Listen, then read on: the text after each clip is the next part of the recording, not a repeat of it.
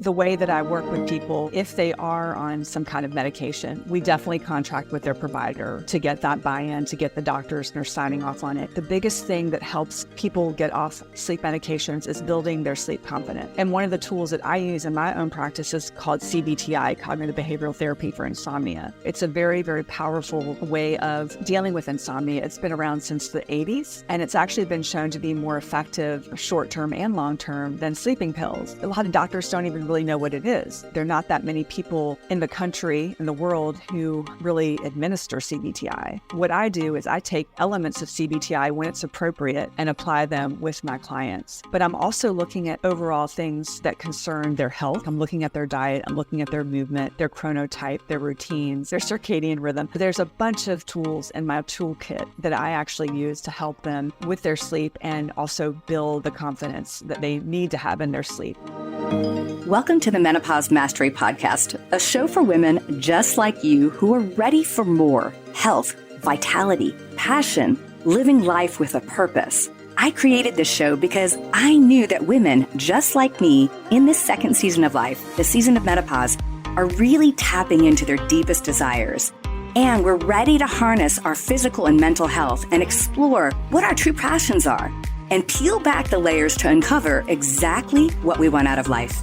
I'm your host, Betty Murray, part geek, part magician, and your new medical bestie with a dash of sass. I love taking the complex science and making it easier to integrate into daily life. So let's join the journey to make this season the best ever. Still in a period, but feel like you are out of whack and suspect your hormones might be playing tricks on you? It's time to get the lowdown on estrogen dominance with my free ebook. It is the no-nonsense guide to understand how estrogen dominance affects your health. That means things like weight gain, abnormal or heavy periods, even painful ones, fibroids, and much, much more. Say goodbye to the guess and hello to clarity. Dash on over to ed.hormoneshelp.com.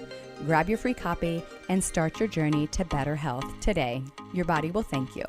Welcome back to Menopause Mastery. Today, I'm joined by Morgan Adams. She is a transformational, holistic sleep coach who empowers women to conquer their battles with sleepless nights without relying on sleep medications. With her powerful sleep toolkit, Morgan not only ensures women experience a profound enhancement in sleep quality, but she also guides them in rekindling their relationship with sleep, paving the ways for less stressful and more fulfilling days. Having struggled with insomnia and dependency on prescription sleeping pills for almost a decade, Morgan intimately understands the profound impact sleep has on the quality of life. Morgan's resilience shines bright as a two-time breast cancer survivor. This experience actually fueled her advocacy for a lifestyle rooted in disease prevention. Her wisdom and guidance extends far beyond just sleep as she companions holistic well-being in all aspects of life. So today I got in deep with Morgan about sleep, how to get better sleep quality, how to make sure that we aren't having a negative relationship with our sleep, and so much more. So thank you for joining me. Let's talk with Morgan. All right, Morgan. So everybody, we were having some funny conversations about being in the transitional time of life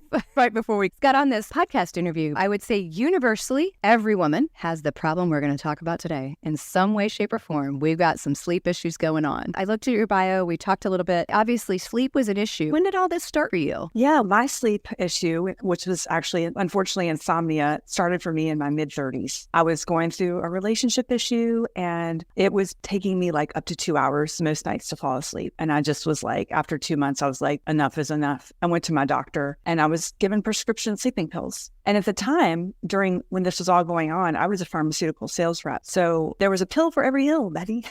So when I was offered a pill, I'm like, heck yeah, sure. I'm sure this is going to be great. And it did get me to sleep a little faster as promised, but there were a lot of side effects. And we could delve into that whole issue later, but I ended up keeping with the sleeping pills for 8 years. And 8 years in was when I met my current husband. He was then my new boyfriend. And he said to me one night, when you take those sleeping pills, it freaks me out because you act like a zombie. And I was like, well, I just really got called out, but in a very nice way. And it was at that point that I decided, hey, this little jaunt with sleeping pills is up. You've got to stop. So I did what I don't recommend doing for anyone out there who's taking sleeping pills. I just took myself off of them. So when you are going off sleeping sleeping pills or any medication for that matter, you really need the guidance of your prescribing provider to give you the taper schedule. Ideally, if it's a sleeping pill, you would want to work with a sleep coach to help with the accountability and the support. But I didn't know what a sleep coach was back then. I just winged it. And fortunately for me, because there's a lot of grit in me, I got through it and slept pretty well for years after that. And then there was a plot twist, March of 2020. That was a collective plot twist we all went through together. And that was the very beginning stages of the pandemic. And my sleep started to suffer again. And I got really concerned because I did not want to go down that whole road of insomnia again. So I got really proactive. I bought myself an Oura ring. I started Googling how to sleep. And you're raising your hand with your Oura ring. Yes, I love it. I was able to get my sleep back on track in pretty short order because I was really committed to it. And I just organically started to share what I learned about sleep on Facebook real casually. And I came to find out that at that time, a lot of other people were suffering from sleep issues. And it was late in 2020 that I decided this is actually going to be your next career move. It hit me like a ton of bricks, Betty. I had been a breast cancer survivor for a few years, and it really changed the way I looked at health. And I knew that I wanted to do something to help women with their health, but I wasn't sure what that was until my obsession with sleep took over. And I realized I am going to be able to help a lot of women with their sleep. So it was in 2021 that I actually started this practice. And there's a lot of studying and certifications and courses I took along the way, but it's been a fun, wild ride helping women with their sleep. And yes, there are a lot of us out there suffering and struggling with their sleep. Absolutely. You brought up a good point is a lot of times we are given medications, whether it's your benzodiazepines or your Ambiens and things like that. They sound pretty innocuous in the beginning. You're like, oh my gosh, I'm going to fall asleep. But one of them might make you zone out and you have no idea what happened, but you might sleepwalk into a neighbor's house, drive your car, go shop, go on Amazon and buy thousands of dollars worth of things because you're unaware of what's happening. But all of them have some pretty nasty side effects. And I don't know if people really know that, right? If that information's gotten really out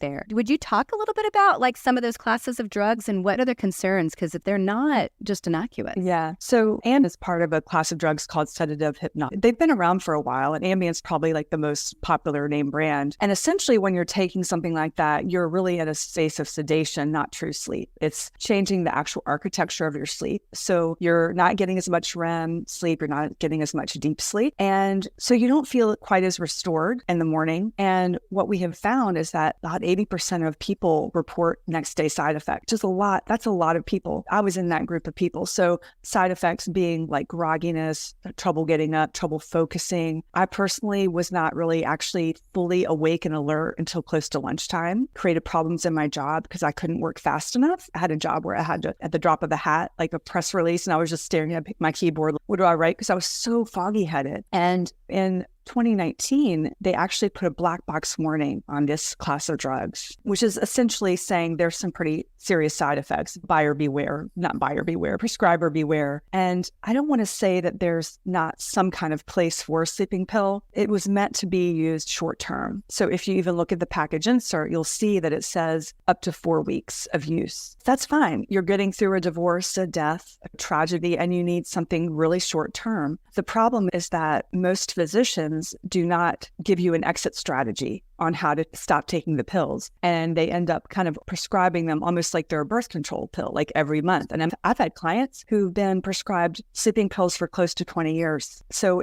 and unfortunately, physicians are not trained adequately in sleep science. They get about 2 hours on average of sleep science training in med school, which is to me absurd because we're spending a third of our lives sleeping. So that's a whole other conversation about institutional practices on educating potential future healthcare providers, but it's a serious situation. Absolutely. Oh yeah. Thinking about the whole Ambien and sleep architecture, that people don't realize if you don't get true quality deep sleep, you can't consolidate memory. If you don't get good quality REM sleep, you can't consolidate and work through the emotions of the day. Like that is actually the mechanism that's the important part of sleep, right? It's not your eyes are closed and you're not aware like that.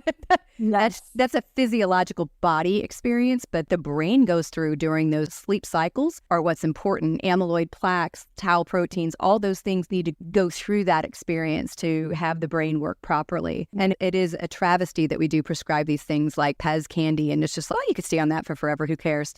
What about people that might have been put on the anti-anxiety medications like your Xanax, your Klonopins, those kind of things? Hey, everybody feels better on a benzo. Okay, let's just be honest. If you're anxious, wound up, can't go to sleep, cranking down the GABA system does make it feel better, but dang, those things are really addictive. Yeah, I've had quite a few clients who have been on benzos, and benzos are one of the hardest drugs to wean off of. It can take a year or more. And the unfortunate part about weaning is that a lot of physicians don't understand how to direct a patient to wean off. And it's a real issue. So they end up staying on it longer and longer because of that terrible titration process that is so hard to manage. So yeah, there are so many other things that we could be doing for people in the initial stages of sleep disturbance besides give a medication. So it's a big soapbox topic of mine if you haven't discovered that already. But there's a book, Why We Sleep by Dr. Matthew Walker, a classic at this point. And he has a really interesting section on sleeping pills and the correlation between mortality rates being higher with sleeping pills, cancer rates, collision rates in motor vehicles, infection rates, all of these things that are higher that we don't want are associated with. We have to be careful because correlation does not equal causation, right? But it is the interesting thing to note because especially with infection rates being higher, that really speaks to the fact that, hey, maybe we're really not getting into that deep restorative sleep that we need to clear an infection. And so hence higher infection rates. So there's a lot of meat to chew on. And I think it would be really interesting for them to study that even more. But for now, these are the kinds of correlations we do have in the literature. Yeah, just somebody who is sleep deprived and somebody who has above legal limit of alcohol in their blood driving have the same likelihood of an accident. Like a sleepy driver is equally as bad as a drunk driver. You said that. Big. It is huge, yeah. And the drowsy driving thing is a huge issue. Think about all the people who get off work from their shift, an overnight shift, and they're completely zonked and they're driving behind the wheel. I, as somebody who worked a 9-to-5 job back in the days when I was having sleep issues, I was probably driving under the influence of not enough sleep, or maybe I hadn't cleared the Ambien out. But it is a real problem. And people are really vocal about drunk driving, but we haven't sounded the alarm in a public campaign way on drowsy driving. And I really hope that changes in the future because it's a huge issue. Yeah, definitely like the Epworth scale. It's if you do fall asleep at a stoplight, and especially if the sun's shining in the late afternoon, it's if you do, you are overly tired. Yeah. Like there's a problem. Yes. Yeah. And I think of all the truck drivers who have sleep apnea and they're dozing. I mean, that you're driving a semi down the road. It's a ticking time bomb. Absolutely. So we've talked a little bit about why sleep is obviously important for sleep architecture and brain recovery and things like that. Now, you mentioned this, but I'd love to go into it because a lot of times people don't take proactive steps against their sleep and doing things to improve it until it's become like crisis, right? It's like, okay, it's a crisis. Yes. It's been 2 months of 4 hours a night. So what are some proactive steps people can take before they ever go down that road of taking medications, even before we get to supplementation? Because a lot of it is other stuff that you help people with every day. Yeah. So I think that if you are starting to notice that your sleep is a little shaky, the first thing that I would suggest that people lean in on is helping their circadian rhythm, boosting and strengthening their circadian rhythm. And we can do that in a variety of ways. One of the strongest ways we can do that is light and dark management. And what I mean by that is having very bright days and dark nights. So what you want to do if you're really conscious about the light situation is you want to expose your eyes to natural light within 1 hour of waking up. And what happens when I tell people this sometimes is they're like, oh, cool, I'm going to go out for a morning walk. And they've got their sunglasses on. And I'm like, no, that defeats the purpose. The light from the sun needs to hit your eyes. And when it hits your retina, it sends a signal to your suprachiasmatic nucleus, which is a circadian pacemaker. And from there's this beautiful cascade of neurohormones. I just created a new classification there, Betty. I do that all the time. We have new words every podcast. So essentially, the melatonin from the night before is shut down. Your serotonin gets boosted for better mood. Cortisol gets boosted for energy, and you start to produce melatonin for the next night. So when you wear sunglasses in the morning, you are depriving yourself of all of those wonderful benefits. And so a lot of times what people will end up doing is they'll have almost like the opposite pattern that they should have. Their days are dim, they're in a dark office, and then they go home and they flick on all the bright lights. And really, we just need to be very mindful of having some outside time during the day. We are like living like modern day zoo animals, right? So right now we need to be outside more often. And then at night, we want to dim down our lights. We want to like maybe salt lamps, red light, if you want to get on the fancier side. So I bring this up because these are things that are controllable. We can control our light environment for the most part. Another thing that we can do is we can be more consistent with our wake time. So we can set our alarm or get ourselves up at the same time roughly every morning. Again, that is something that strengthens and trains your circadian rhythm. And when you do that, interestingly, what you'll find is that your natural time to go to sleep is somewhat consistent because when you've been awake for about 16 hours, you've accumulated enough adenosine, which is your sleep chemical, that it has to be released. So you do start getting sleepy around the same time. So therefore, you've got that consistent sleep and wake cycle going on. And then another thing we can do to strengthen our circadian rhythm is just be really regular with our meal timing, trying to have a regular breakfast, lunch, and dinner within an hour or two of each other. So I like those things about circadian rhythm because they are, again, within our control. We are able to, for the most part, control when we eat, control when we wake up, and control that light and dark. Absolutely. And get rid of the damn phone in the bedroom. Like, the bedroom should be for two things. Sleeping, and they both start with an S. Sleeping and sex. No TV, no phone. Get rid of that crap. Yeah. The rest of the stuff doesn't need to be in there. I feel bad. I have so many women that'll come in and say, and sometimes they're the culprit, but a lot of times it might be their partner, spouse, that they're like, they have to watch whatever at night. So they're watching some action movie on a 48-inch screen in their bedroom. And I'm like, wow, okay, yeah, that's so much stimulus, both the bad light and also just the excitement too. So even that bedroom environment is so important. Oh, absolutely. Yeah. One of the top sleep disruptors that I see in my clients is scrolling in bed. I have so many clients who come to me and I'm assessing their sleep and I'm asking them a lot of questions. And what I discover a lot of the time is that they are literally in their bed scrolling at night. So what I recommend for people who have that habit is literally putting your phone to bed in another room, having a certain cutoff time upon which your phone just goes into another room and charges itself overnight. And you don't have to see it. You don't want to see it. You don't want to be around it for so many reasons, because it's tempting if you wake up to grab it. It's also emitting EMFs. You don't want that in your sleeping environment. And also, you don't want to see the time right next to you. You don't want to reach over and if you wake up at 2 a.m., grab your phone and say to yourself, it's 2 a.m. Oh my God, I've only got 4 more hours to sleep, because that just makes you more anxious about sleep. And you're probably not going to get as much if you've got that anxiety going on. So yes, we're definitely on the same page about that. Yeah, it's so funny. If people have been listening to my show, most of them know that my mom had a heart attack and a stroke back in April. And up until that point, I kept my phone in the other side of the house. It was in the kitchen. So it's literally the room farthest from my bedroom.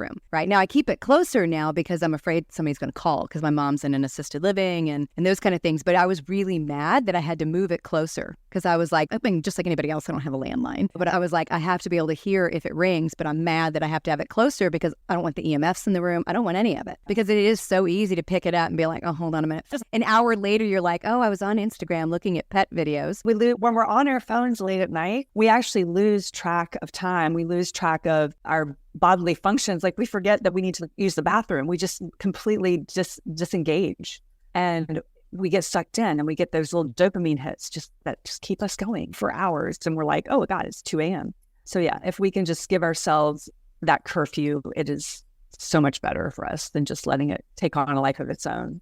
Yeah. One of the things that my husband and I did is we put in amber light bulbs in the bedroom. So the nightstands have amber lights in it. So if you are turning them on to get ready for bed or whatever, you're also not flipping the bedroom light on that's a bright blue, which is emitting just blue light. Like they're amber colored. So for everybody, it does look a little bit like a 1970s porn set with the amber lighting, but it helps. But you can feel it in your brain. You can feel when you're around amber light. You can feel everything edged down.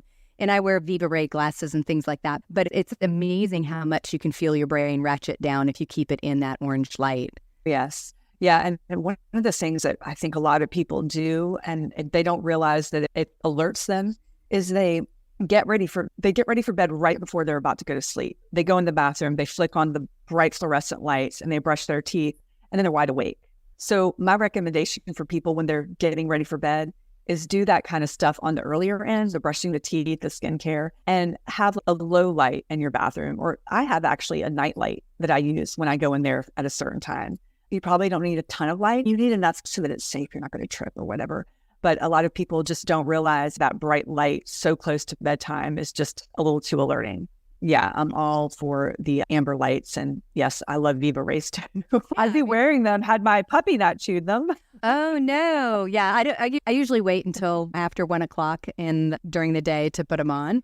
And then I slowly change the vibe because especially this time of year when you're lucky to get sunlight in the morning before you go to work. So yeah, I got to make sure I get a little bit. Okay, so we talked a little bit about obviously circadian rhythm, a little bit about environment. Let's talk a little bit about sleep anxiety because I think a lot of people talk about sleep stuff, but they don't talk about the end result of somebody. I spent decades where I didn't sleep well. I ended up going back and getting dental work actually because of airway resistance. But like walking into the bedroom was like anxiety provoking because all I was thinking is, yeah, tonight's going to suck just like it does every night. And people don't think about that. So tell me a little bit about what people might be able to identify if this is going on for them. Yeah, so sleep anxiety is a really common occurrence. And so what I really recommend that people do is they really designate some kind of a wind down routine for themselves where they are not getting stimulated by light or things on in the media. They're doing relaxing things. And I don't want people to come out thinking that they have to have this stringent like routine that can't be bothered. You want to build in a little bit of flexibility, but you want to really select a few things in the repertoire that are relaxing. And that could be a lot of different things. That could be journaling, meditating, breath work, gentle stretching. And so those are really good things to do before bed.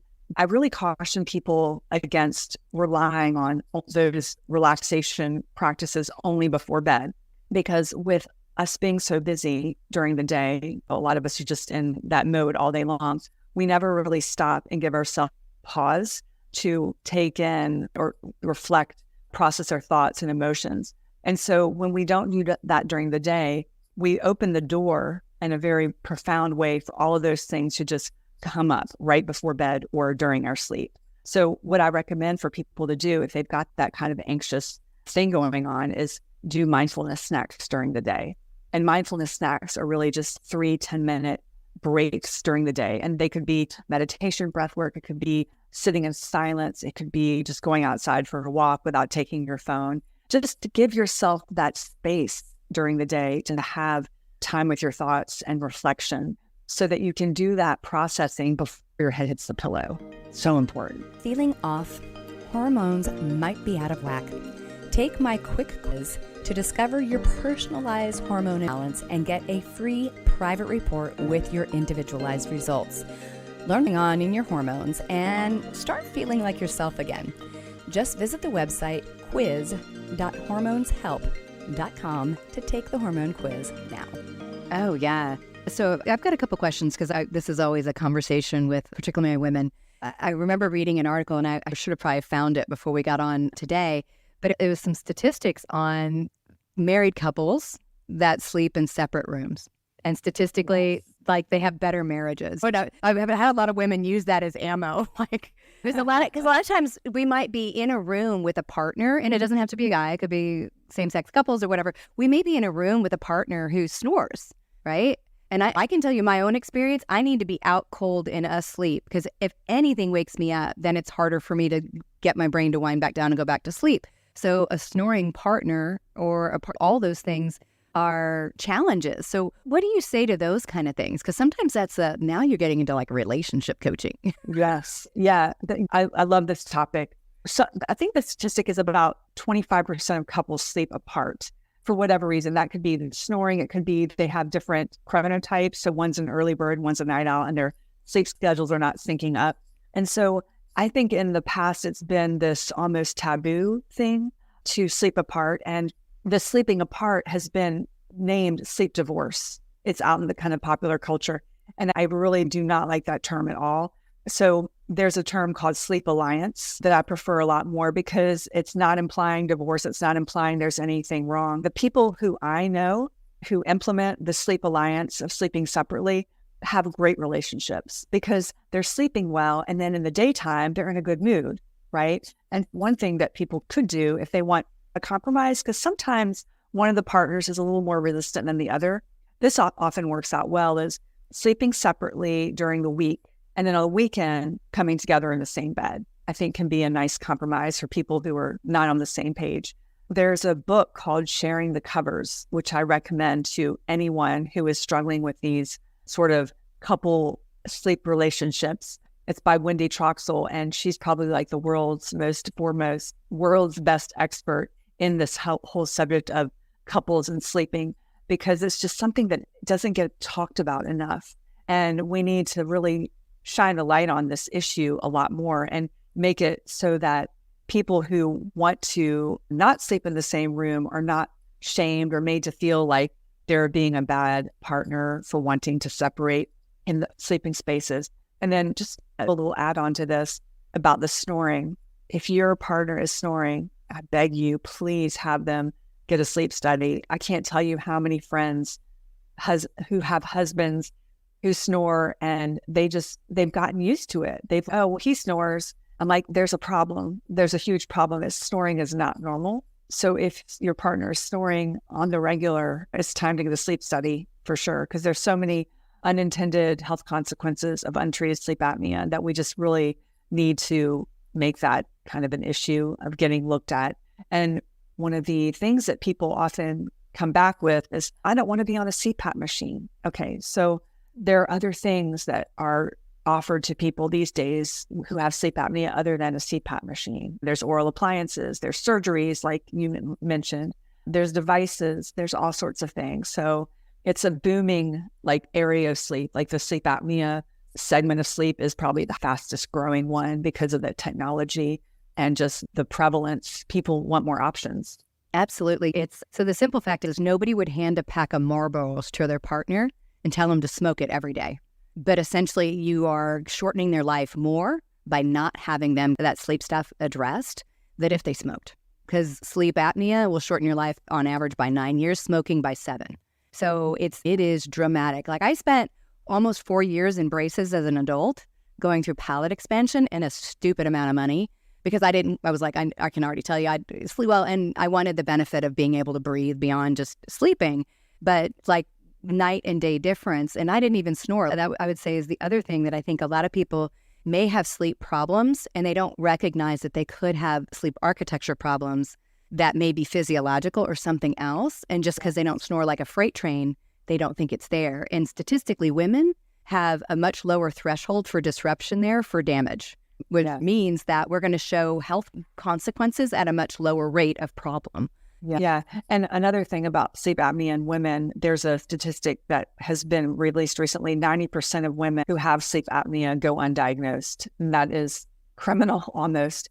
So many women are going to their primary care doctors because they have sleep apnea, and the doctor will do a quick discussion with them, and the woman will walk away with an antidepressant because the doctor is not asking the right questions. So not only is she getting probably her sleep architecture messed up because of the antidepressant, she's also not getting her sleep apnea treated. It's a huge problem. We need a lot more education with doctors on how to screen women for sleep apnea, because sleep apnea for men is easier to screen. There's a test called Stop Bang, which is like a validated questionnaire, but it's not validated for midlife women.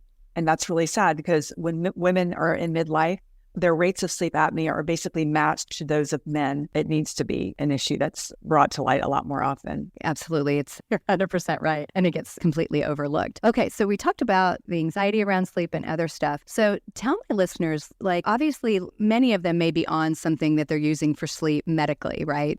Medical prescriptions. And maybe they're working with their provider, and they do need to work with whoever's prescribing it, like you said, to titrate appropriately, to slowly work their way off of it. Tell them what they would expect to working with somebody like yourself, because like you said, this is the area that gets missed. The doctor's, cool, I'm going to lower your dose. Now, hopefully they know what they're doing. But if you aren't addressing all those other pieces, chances are they're going to have a rebound effect and they're going to go back on it because they couldn't get off the medication. Yes. So I call myself a holistic sleep coach, and people are like, what the heck is that? So what it is essentially is a sleep coach who is able to help you sleep better without medications. So a lot of people come to me knowing my own story. They've read about me online or they've seen my website. They know I was on Ambien for so long. And that resonates with them because either they're on something and they want to stop, or they're considering something. They're considering taking something and they don't want to. So the way that I work with people is if they are on some kind of medication, we definitely contract with their provider to get that buy-in, to get the doctors that are signing off on it. But really, the biggest thing that helps people get off sleep medications is building their sleep confidence. And one of the tools that I use in my own practice is called CBT-I, cognitive behavioral therapy for insomnia. And so it's a very powerful way of dealing with insomnia. It's been around since the 80s, and it's actually been shown to be more effective short-term and long-term than sleeping pills. And a lot of people are like, what? A lot of doctors don't even really know what it is. There are not that many people in the country, in the world, who really administer CBT-I.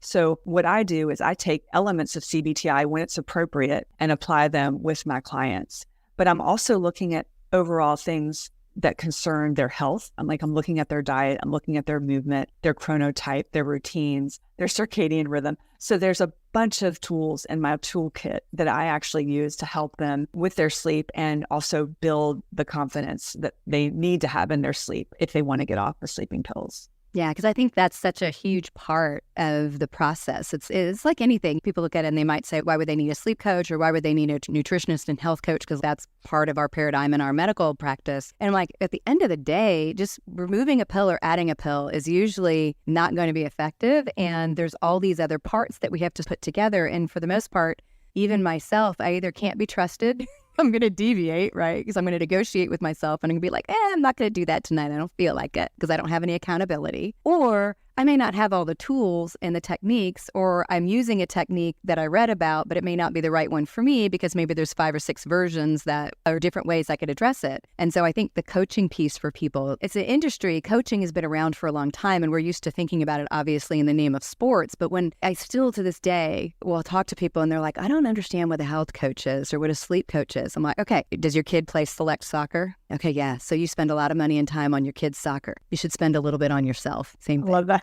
Oh, Betty, I need to take you with me everywhere I go. Oh, no, because I tell people all the time, we've been open for almost 20 years and we've always had health coaches. So we were the first ones hiring health coaches. Yeah. And I'm like, they're my secret weapon. You don't need to show up to me and talk to me about how Diet Coke has a hold on you. Like we need this accountability and this coach with you in the trenches. And so it is. And sleep is such a huge part. And if they don't have somebody like you, they may fall back. Yeah. And that's so important. Yeah. It's really tempting to regress to the behaviors that you know are not serving your sleep well. And if there's something called the Hawthorne effect, basically, when you know you're being watched, you typically will perform better. So if you have a coach, a health coach, sleep coach, like looking in at your habits every day, you're going to be more likely to really follow the recommendations. So there's so much to be said for that accountability piece. I'm glad you mentioned that. Yeah, because those daily habits that you're new putting in become habit when you do them frequently. And it's not 21 days. It's 21 days to get on the schedule, a year to become a habit, 2 years probably to become identity. And then probably at that point, you might be cool. Yeah, exactly. Yeah, it's a lot longer process than people usually say it is. Yeah, I can't stand it when people are like, oh, it's 21 days to be a habit. I'm like, no, like that just means you got on your schedule and you started being somewhat consistent. Exactly. Exactly. Now, you've obviously given so much great information on the podcast so far, but you have a free gift that you want to share with my listeners. And we'll have links obviously in the show notes as well. Tell them a little bit about the freebie that you're sharing with them. Yes, it is a free mini course called Sleep Reset Solution, and it's really about morning and evening routines that help set you up for better sleep. So if you're in the very beginning stages of the sleep journey and you're wanting some very easy, actionable tips, this would be a great thing for you to check out. Again, free on my website for you to get. Awesome. And like I said, we'll have links on the show notes for that freebie so you can go out and click on it and get the course. And then Morgan is also on Instagram under morgan.wellness, so we can find you there as well. Yes, thank you. Yeah, reach out to me. I love chatting about sleep, so don't be a stranger. Yeah, and just don't do it late at night. Yeah, she's not going to be answering your Instagram DM at 9 o'clock. That's right. It's not going to happen. All right, Morgan, thank you so much for being on Menopause Mastery. Thank you, Betty. It's been great. Been a great conversation. Okay, everybody, if you loved this episode, I have 2 favors to ask. One is leave a review, because that's how people find out about this, and we can help millions of women across the United States and across the world. And the other is to subscribe and share, because that's, again, how friends friends and family get better as we share the information as we learn it. So thank you for listening to Menopause Mastery. I'll be back next week. Thank you, Morgan. Thank you. Thank you so much for tuning in to the Menopause Mastery podcast. You are why I'm here, and I am so very grateful. Hit subscribe so you don't miss any wisdom on creating the most exceptional life on our terms. If this episode has helped you in any way, please share it with a friend to spread the love, and together we rise. You can follow me on social media at Betty Murray, PhD, and you can reach me online at bettymurray.com.